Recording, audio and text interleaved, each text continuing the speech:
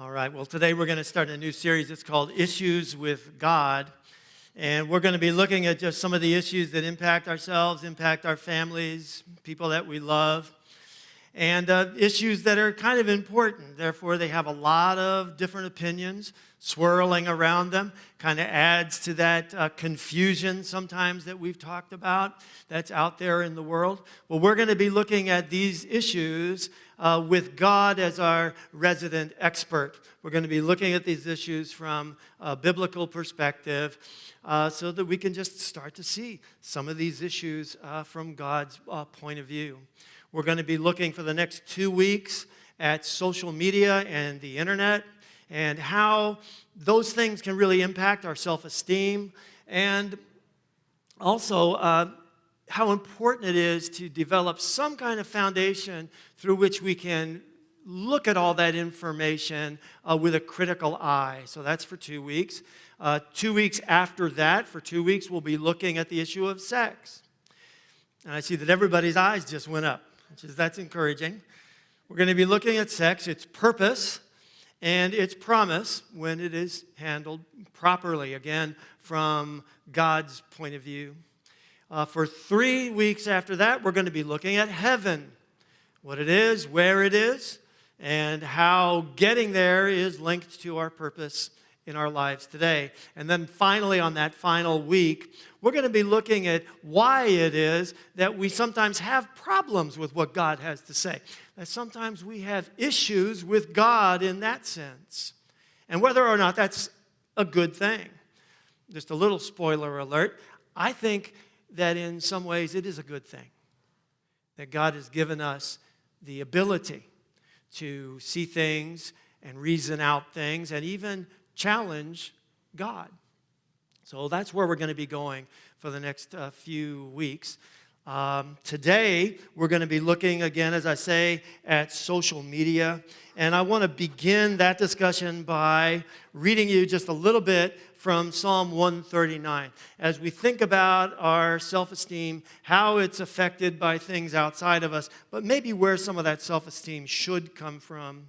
Psalm 139 says this, "O Lord, you have searched me, and you know me. You know when I sit and when I rise. You perceive my thoughts from afar. You discern my going out and my lying down. You are familiar with all my ways.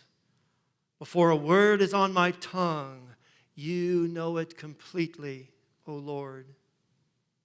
For you created my inmost being. You knit me together in my mother's womb. I praise you because I am fearfully and wonderfully made. Your works are wonderful. I know that full well." This is the word of God for the people of God today. And everybody said, Amen. All right, well, yeah, as I say, we're going to be looking at this issue of self-esteem and social media. And the thing is, all of us, whether we're young or whether we're old, if you've been paying attention for the last 20 years, you know that more and more of us are spending more and more time online or in that social media space. Young people, teenagers, actually spend about 9 hours a day somehow interacting with the internet. Most of that time is spent streaming music or watching videos, but about a third of that, about 3 hours, is spent interacting with social media. That means Facebook, Snapchat, Instagram, TikTok, those kinds of ways that young people especially reach out and interact with the outside world. Now, social media itself is not a new thing. From about before the middle of the 19th century, all the way through the 20th century, all media was social media. Beginning in that period of time, there was mass printing, there was television and radio, of course, that kind of brought everybody's perspective closer together. But prior to that, all media was social media. People getting together, sharing their opinions, sharing their views, coming to their conclusions, telling about the information that they had learned. And sometimes that information was correct, sometimes it wasn't. Well, now we're back in that social media space. Most of us get our information from social media. And that just means that there's now been this big explosion of opinion, of information, of views. And again, some are correct and some aren't. Now, this explosion of information and this ability to share opinions and share information with each other, that can be really, really great. For instance, it has been wonderful recently to hear the voices of dissidents in Cuba, people who are crying out for freedom through social media, to hear their very voices. It's been super important to get unfiltered information on the ground from Afghanistan in these past couple of weeks. Gone are the days, in other words, where 3 television networks or a handful of newspapers could curate and control the way that we receive the news. So that's the good side. But the bad side is, and this is where it begins to affect us personally, when those opinions and those views and all that information begins to become about us, or begins to move us in a direction of envying people around us, that's when it begins to mess with our self-esteem. That's when it can have an effect on our self-worth. And that's when we need to start to think about, what are we doing? Are we spending too much time in that social media space? Now, the fact is, in that social media space, and you all know this, people are a lot less likely to be as kind as they might otherwise be. When we are interacting with someone face to face, we begin to modulate what we say and whether or not we say what's on our mind.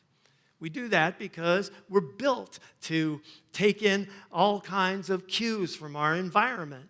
We're looking as we speak to people, to people's eyes, to their body language, to how they're reacting to what we're saying. We're wondering to ourselves, do I even have the right to voice the opinion that's in my head? Have I earned that right with this person through a real relationship? But that doesn't happen online, as you know.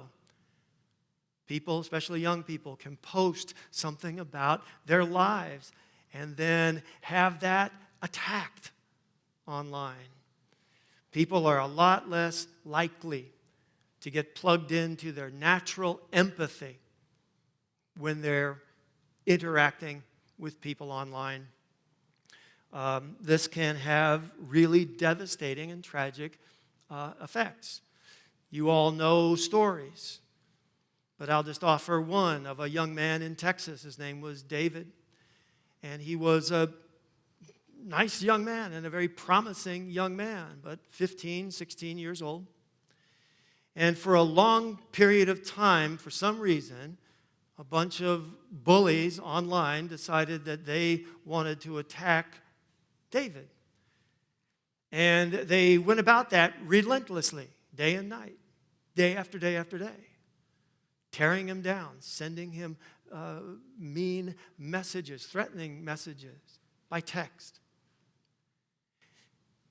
The accumulative effect of that relentless attack over a long period of time led this boy, David, to actually despair and take his own life. Now, some of us will sit here and go, man, how could anybody allow someone's opinions like that or just what they're saying to drag us down that far?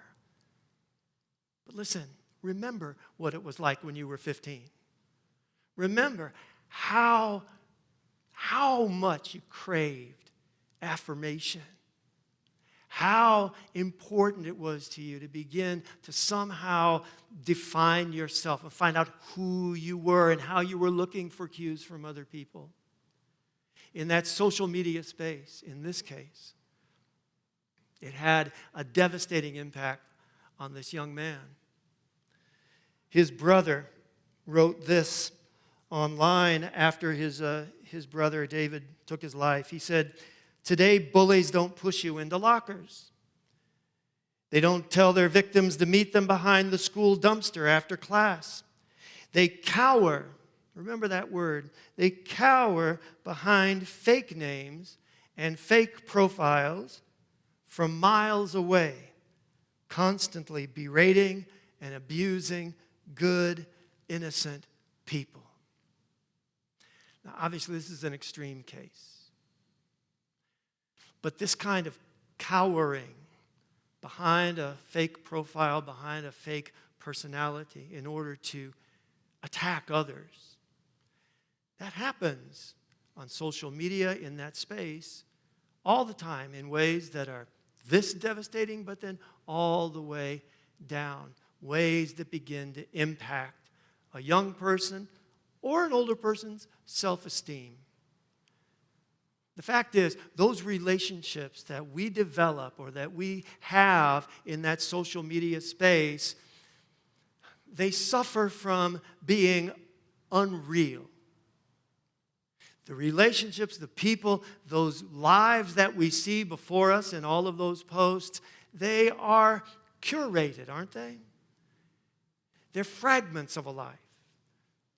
People mostly post their best selves, their best moments, the things that they think are going to make them sound most intelligent, keep them on the right side of an issue, make them look the best. I mean, we all kind of do that, but what that means is the relationships we have are fundamentally unreal. And that can lead to some real devastating impacts, especially as we compare our lives to those curated lives, lives that we know are not perfect. We know that we're failures in some ways. We know that we're struggling in one way or another, but we begin to compare ourselves to those lives that look so good. And when young people do this especially, it can be so damaging to their self-esteem. We begin to be sucked into the world's definition of self-worth and self-esteem. Now, I've heard it expressed this way, and I think it's a pretty good definition of the world's view of where our self-worth comes from. If you want to put that slide up for me. Thank you. That self-esteem equals performance plus others' opinions. Self-esteem equals performance plus others' opinions. That performance means, how we're doing in the world or how people think we're doing in the world. And other people's opinions are other people's opinions about those things. Now, that performance can be that life that we're posting online. That's the performative aspect of these relationships that we have online. And other people's opinions can be really hurtful, obviously. The thing about it is, with this idea of where our self-worth comes from, it's all so variable. We know that our performance is not always going to measure up, especially to us. And we know that people's opinions of us can go up and down and be influenced by all kinds of things. When people have this model as their model, their measure for self-worth, it's a very rickety bridge without a solid foundation, without another kind of way of looking at where our self-worth comes from. And luckily, God gives us that. God says this. He says, Nikayla, that our self-esteem equals God's declarations about us. It's not about our performance. It's not about other people's opinions. It's about God's declarations about us. That's where our self-worth has to begin, with what God says. And what God says about us is pretty remarkable. In the very first chapter of Genesis, God says this: God created human beings in His image. In the image of God, He created him. Male and female, He created them. And God blessed them and said to them, "Be fruitful and increase in number and fill the earth and subdue it. Rule over the fish of the sea and the birds of the air and every other living creature that moves on the ground." So God begins by making this declaration about you and me that we are made in His image. We are made to reflect who God is. The way a mountain range can be reflected in a still pool of water, we are made to reflect the glory of God. He's given us self-awareness, a conscience, the ability to reason, and even control to an extent our environment. And not just our physical environment, but inside, our thoughts, our emotions, our soul. God has given us that power over all other creatures. We're made in the image of God. And as this passage also implies, He blessed all that was around, but then blessed us to be in control of that, co-regents with God in stewarding all of His creation. So God makes us in His image, and He made everything that you see around you and everything that He's created for you. God has made us in His image and made everything that we see for us. Psalm 8 says, when I consider your heavens, the work of your fingers, the moon and the stars which you have set in place, what are human beings that you're mindful of them? Human beings that you care for them. But you made them just a little lower than the heavenly beings. God has made all of this for you. For you. For you. Beyond that, God has put inside of us, in that image of God in us, a desire for the sacred, a desire to reach for perfection, to be perfect. He's put within us this desire to be holy as God is holy. But it doesn't end there. God gives us His image. God puts that spirit within us, His own spirit. But He also respects us and loves us enough to tell us the truth.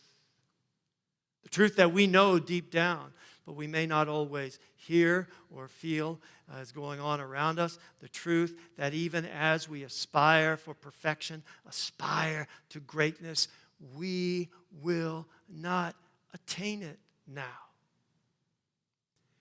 That we struggle.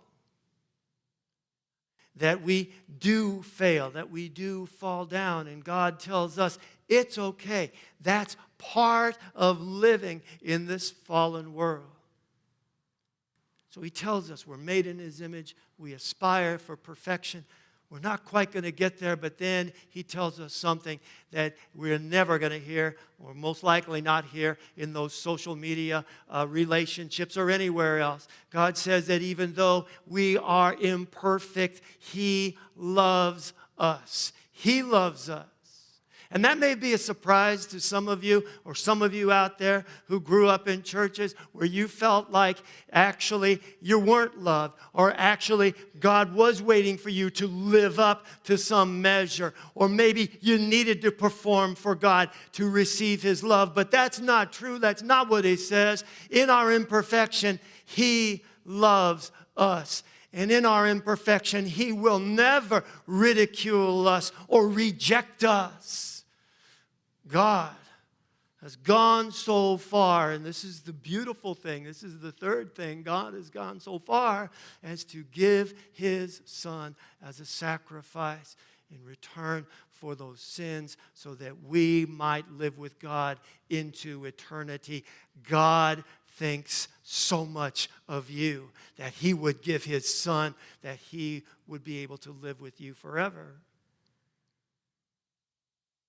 For God so loved the world, He gave His Son, that whoever believes in Him will not perish, but have eternal life.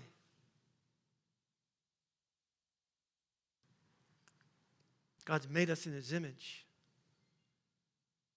He tells us the truth about ourselves, but then He gives us the good news about Himself, that He loves us no matter what. Our self-worth doesn't come from our performance or the opinions of others. It comes from God's performance on our behalf to make us in his image and make everything for us. It comes from God's opinion of us that we are worth, you are worth dying for. God gives us one big, eternal, universal, love-laden like. And that's really, if we think about it, all we need.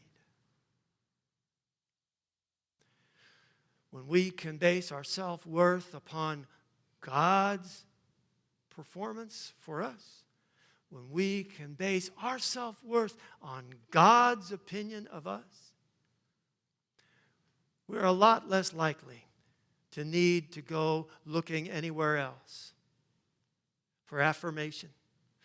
We're a lot less likely to need to go to social media for likes, or a lot less likely to look for people out there who are liked less so that we can make ourselves feel better. In fact, when we can start to see ourselves in the way God sees us, when we can start to have our self-worth built upon what God has done for us and what God says about us, then we're a lot more likely to post that way online too. To read the things that are out there, but to also post online in ways that glorify God. We might even be able to start making posts that would pass the Apostle Paul's seal of approval, where he says, whatever is true, whatever is noble, whatever is right, whatever is pure, whatever is lovely, whatever is admirable, if anything is excellent or praiseworthy, post about those things. He doesn't say post about those things, but he would say post about those things. Post about the things that glorify God. And let everybody around you know that they are made in God's image and that God thinks the world of them. Now, I know that if you're out there today, you might be listening to this and thinking, okay, that's really nice. Those are really cool, churchy words, and those are lots of nice, cool words. But I don't believe in God. And really all I can say to that is there's plenty of evidence for the existence of God. But ultimately, whether you believe that there is a God who loves you, who cares for you, and thinks the world of you, whether you believe in that God or not is a matter of choice. But it's a choice that can do wonders for your self-esteem and probably help out all of those other people who are around you, upon whom you have influence, to believe that there's that God who thinks that much of you. That is a good choice to make. Well, next week we're going to continue. We're going to move on in this. We're going to be looking at the internet and how that floodgate of information that we can find online is, again, really great, but how we can develop a few tools for looking at it, approaching it from God's point of view with a critical eye. But this week, I invite you as you go forward to remember those words, or to read these words, or memorize these words from Psalm 139. He says, you created my inmost being. You knit me together in my mother's womb.